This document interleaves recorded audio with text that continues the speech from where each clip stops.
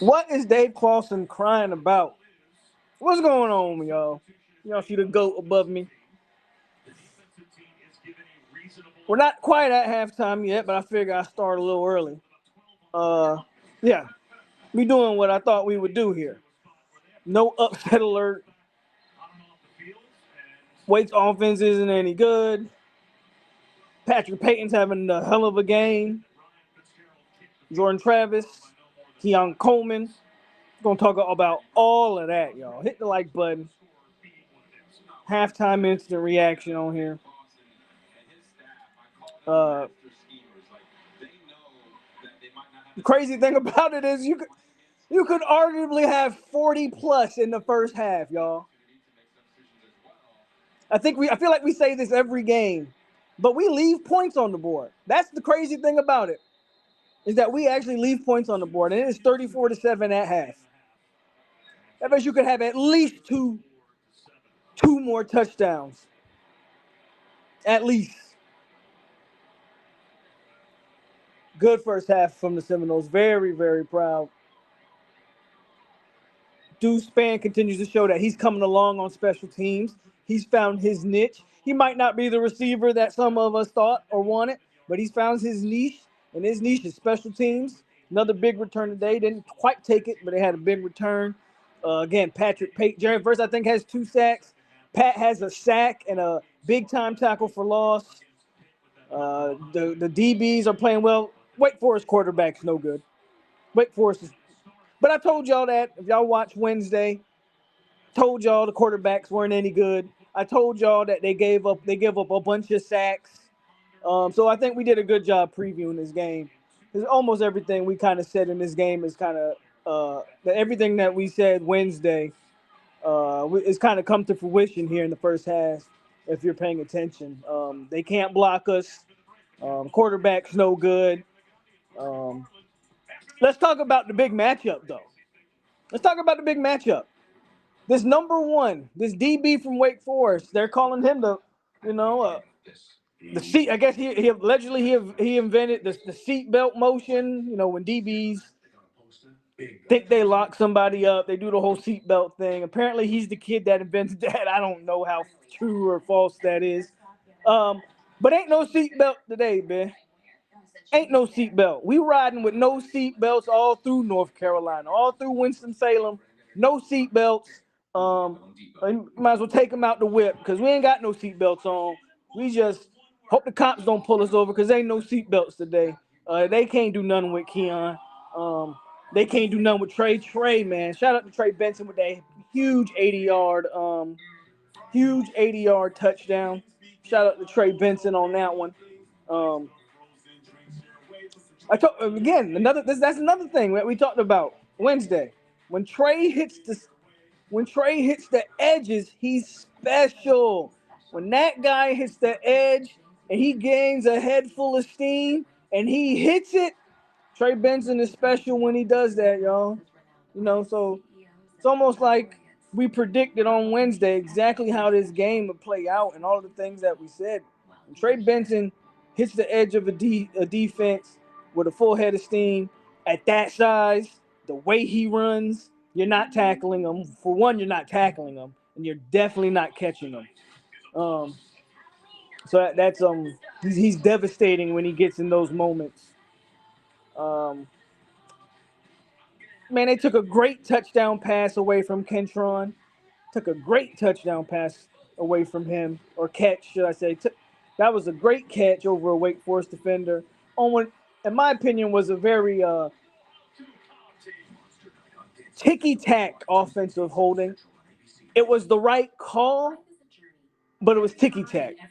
The reason it's the right call because Roddick's blocking inside, and JT rolls outside. Roddick doesn't know JT's going to roll outside. And as the defender tries to pull away, he's getting held. I mean, that's an accurate call, but that's always a tough situation for any offensive lineman, right? Those kind of holds are going to get called. The call I had the problem with was the offensive pass interference. That was a trash call. First of all, the defender initiated all the contact, first of all. And Keon didn't even push him. So the offensive pass interference was a trash call. The hold, not so much. Again, ticky-tack, but by the letter of the law is actually the right call. So I don't have a problem. I mean, I have a problem with the hold, but it's like, okay, it's a hold, whatever. The offensive pass interference was absolutely garbage. But 34-7, obviously, there's zero to complain about. Yes, OU is losing to Kansas.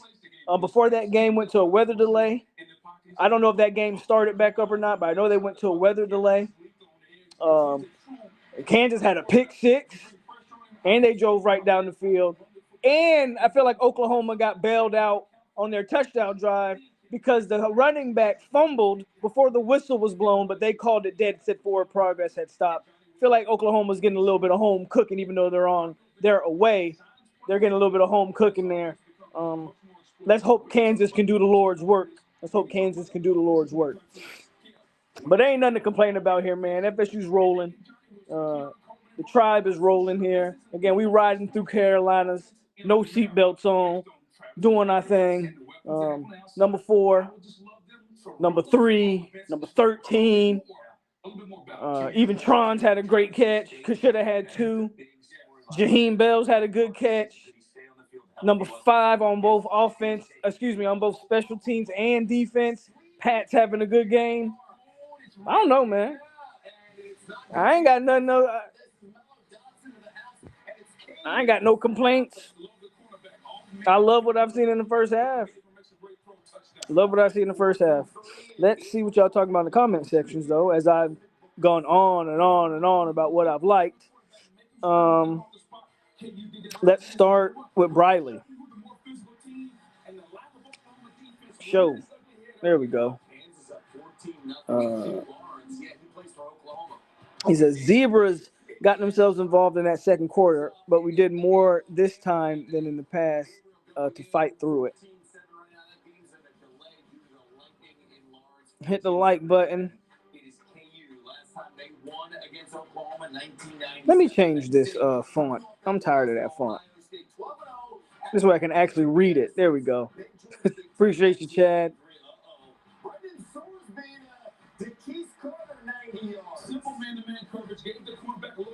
He didn't immediately let go on the rusher, so the hold is right. I 100% agree. Again, ticky-tack, soft call, whatever you want to call it. I 100% agree. Like, if you don't call that, no one's batting an eye and saying that's an egregious no call, right? But it was the right call. But again, very, very weak call. Weak call, but the right call.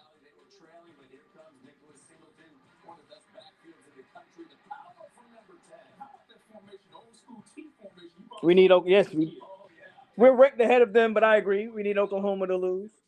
But with that said, man, we keep this score up. There's no way Oklahoma's jumping us. Tyler in the building. He says, and then the no call on the late hit. Yeah, at the end, at that last drive, that was a bad no call. He landed on his back and mushed his face into the dirt. Like, what? But okay. And then Dave Clawson, yeah, he's crying. Yeah. Clawson's just mad because, hey, to Clawson's credit, he ain't never been whooped up. Well, I won't say never, but in the past few years, he ain't had to deal with this from Florida State, so he forgot what this felt like. Penn State, yep, they were losing to Indiana. Are they ahead 17-14, or are they still losing? I know they were losing. Agreed. I don't understand the Oklahoma hype. I get it. They beat a Texas team that I still like. But you barely beat UCF last week, and now you're struggling with a 5-2 Kansas team. We should. I think Wake gets the ball at half, get a stop, get another touchdown, go up 40. What would that be? 41 to go up 41-7. Probably see Tate Rodemaker and company the rest of the game.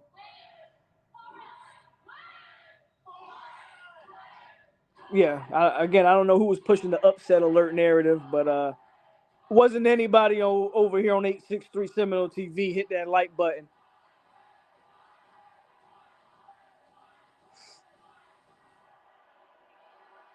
Appreciate that, Todd. What's going on, Randy? How are you doing?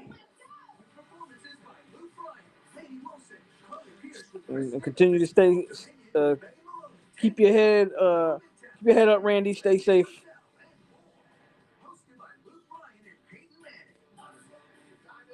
Definitely not cheering for the Gators, but again, it won't be the worst thing in the world if they pull the upset. Won't be the worst thing in the world, but definitely not cheering for them. What's going on, Irv Wallace? He says, great game all the way around. Let's go Noles. We can put the backups in now. Let's get another touchdown. Let's get one more touchdown, then I'm with you. Then we put the backups in, let the young boys play. Unfortunately, man, no Hakeem Williams today. Hakeem could have maybe 8 in this game, man, but no Hakeem today. By the way, we're out. Obviously, Johnny, no Hakeem and no Dustin Hill. So that's unfortunate. But maybe we get to see some of Andrevius Jacobs, maybe a Goldie Lawrence as far as the young receivers go. Look, we continue to roll 4 running backs out there. I mean, Keziah Holmes has some carries. Rodney Hill's got some carries. Toa Philly's got some catches and some carries. And of course, Trey Benson. So we're 4 deep at running back. I'm trying to think of maybe some other. Obviously, I don't know. Maybe see some AJ Duffy. I don't know if Brock Glenn is still hurt or not. And obviously, them young offensive linemen might get a chance to watch some of those guys.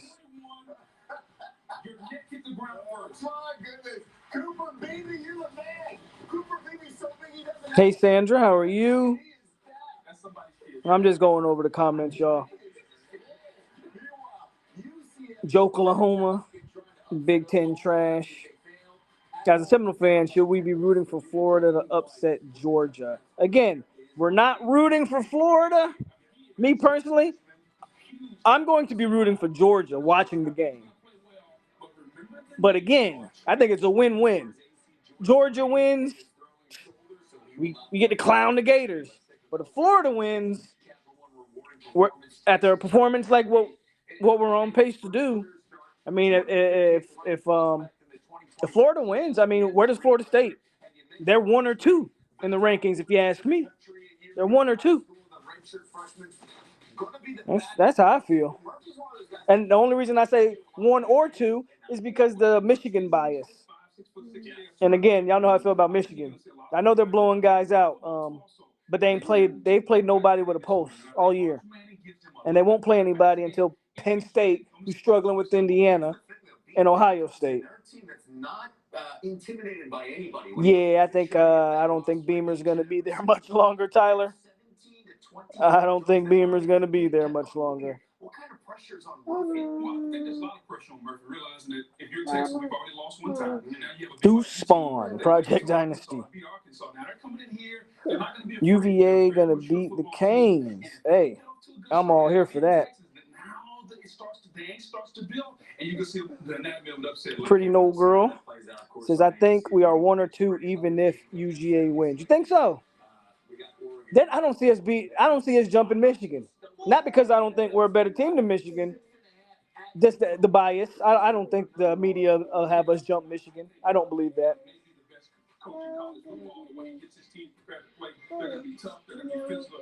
That's true too. If Florida win, then the Georgia fans go quiet. And you ain't got to worry about them for the rest of the year. And regardless, Florida we dog walking them. So that's regardless, we whooping that. So it's not a big deal.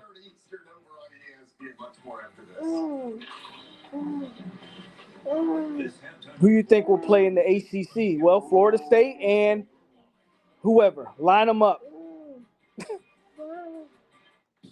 I think we'll have to see how Duke and Louisville look today. If Duke wins, is going to be the winner of the Duke North Carolina game that Florida State's going to end up having to play.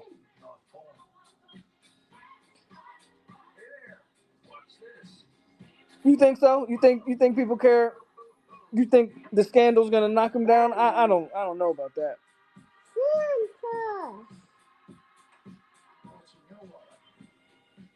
Introducing the new Domino's Rewards. Now every 2 orders. It's as easy as one. I ain't mad about this one either. UJ about to make some belts and wallets. Or free medium 2-topping pizza, or even more. Free. Order now and start earning free Domino's today. Florida man seen wrestling. Panama says, I think DuSean is just a pure athlete, and don't doubt he would have been an average good dual threat QB with the right development.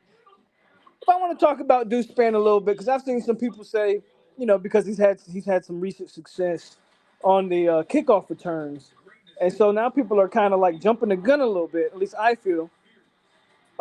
Let's get him in the slot, man. Let's put him at receiver, and I'm not saying DuSean is this guy.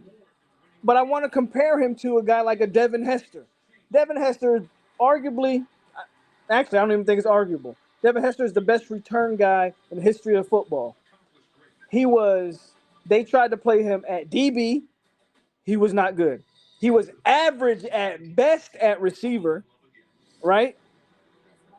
But he's one of the best special teams players, if not the best special teams player to ever play the game. DuSean might be cut from that mold. Again, I'm not saying he's Devin Hester, but the notion that because he's been doing some good things on special teams, that he can translate that to receiver doesn't always work like that, right? It doesn't always work like that. So I'm not sure that Span is that type of receiver. That doesn't mean he's not great at what he does. And he's becoming, I won't call him great yet, but Span looks like he's becoming great at what he does. Let's not thrust him in at receiver with the expectation of him doing, the same thing. So that's kind of my perspective on the DuSean talk right now. Speaking of the Aussie punter, this guy's going to win some hardware at the end of the year. I'm almost convinced that Mascherano will win the Guy Award. He will be considered the best college punter. And he might even be an NFL type guy. Now, punters don't get drafted. But my point is, Mascherano might win some hardware at the end of the year, man.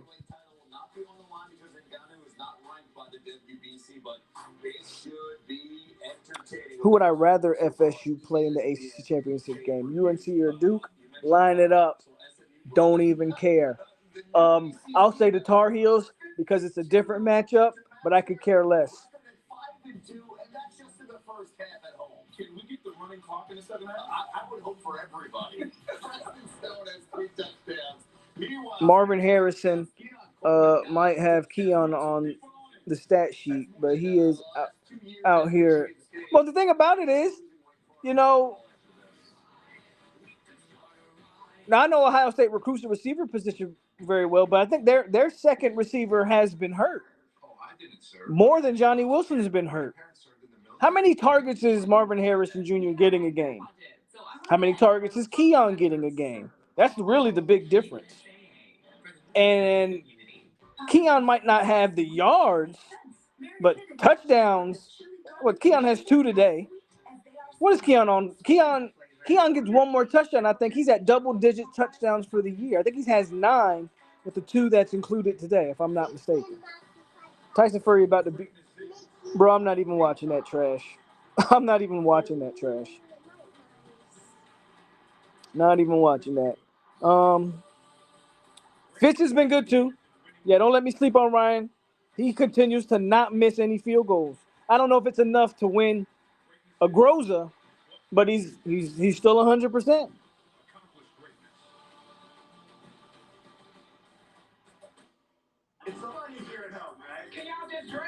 The Malzahn hire USC.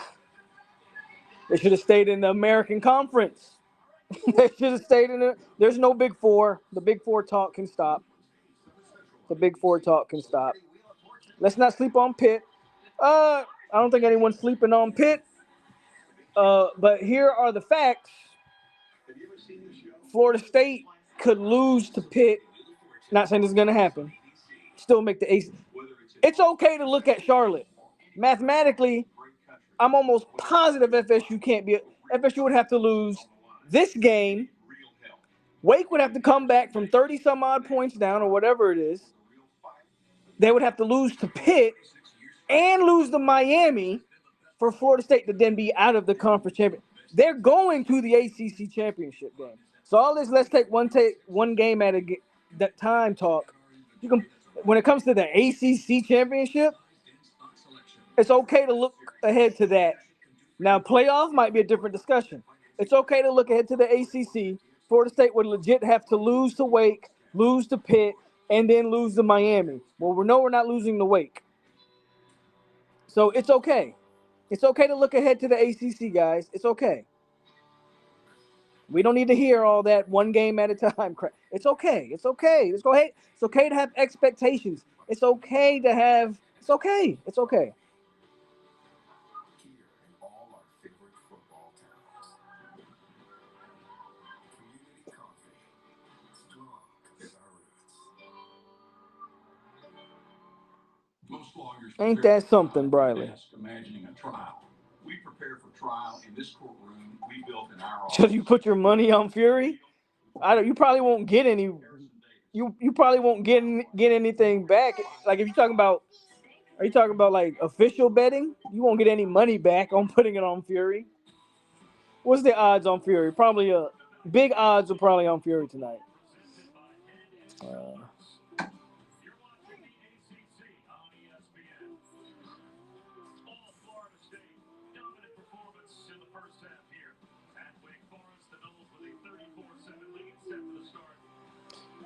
Hey, I'm gonna watch. Anytime the backups come in, I'm watching. I'm watching the offensive line and I'm watching the quarterback, and I'm gonna watch D-line, the young D lineman too. Yeah, I see the game back on. Game back on, so y'all already know what to do. Y'all know where to catch me after the game. Nose up big. Let's keep rolling through North Carolina with no seatbelts and the top down. I'll catch y'all after the game, y'all.